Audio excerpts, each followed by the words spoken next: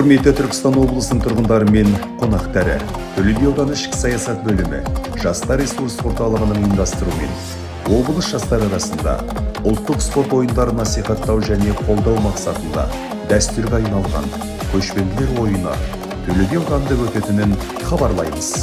Айтулы шараға барлық аудан қала жастары қатысып, 7 спорт түрінен өз бақтарын сынайтын болады. Атап айтқанда, садақ ату, қазақ күресі, аударыспақ, көкпар жекпе-жегі, мас рестлинг, алыптар сайысы және арқан тартыс ойындары.